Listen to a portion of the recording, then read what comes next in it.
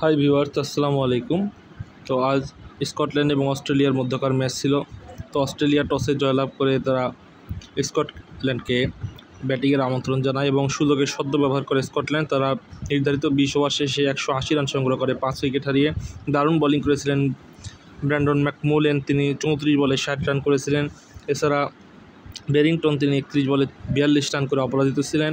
এছাড়া মুনশে তিনি 23 বলে 35 রান করেছিলেন। দারুণ বোলিং করেছিলেন অস্ট্রেলিয়ার হয়ে ম্যাক্সওয়েল, তিনি 2টি উইকেট লাভ করেছেন, যদিও তিনি রান বেশি দিয়েছেন। 4 ওভারের শেষে 4 ওভার তিনি বোলিং করেছেন এবং 44 রান দিয়ে 2টি উইকেট লাভ করেছেন। এছাড়া স্পিনার অ্যাডাম জাম্পা তিনি 4 ওভারে 30 রান দিয়েছেন এবং 1টি উইকেট লাভ করেছেন।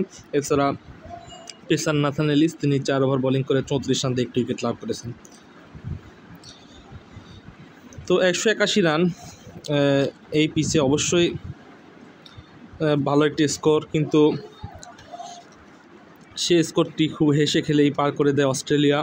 কারণ অস্ট্রেলিয়ার ব্যাটিং লাইন আপ অনেক শক্তিশালী একটি ব্যাটিং লাইন আপ। তারা বিশ্বের অন্যতম চ্যাম্পিয়ন একটি দল, সবচেয়ে বেশিবার তারা ওয়ানডে ও টি20তে ট্রফি অর্জন করেছে। তো অস্ট্রেলিয়ার ব্যাটিং লাইন আপের কাছে এই টার্গেটটি খুব একটা কঠিন ছিল না। ওপেনার হেড তিনি 49 বলে 68 রান করেছেন। এছাড়া দারুণ ব্যাটিং করেছিলেন মার্কাস স্টয়নিস, অস্ট্রেলিয়ান এই অলরাউন্ডার, তিনি 200 স্ট্রাইক রেটে ব্যাট করেছিলেন।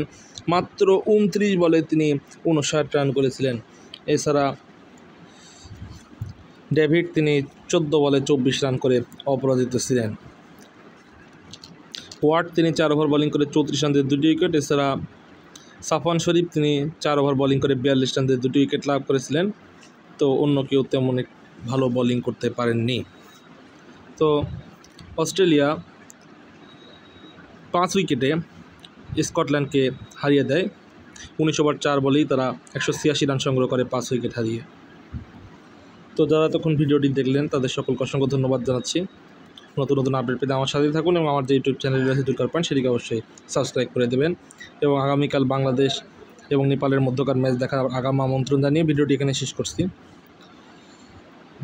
Thanks for watching. আসসালামু আলাইকুম।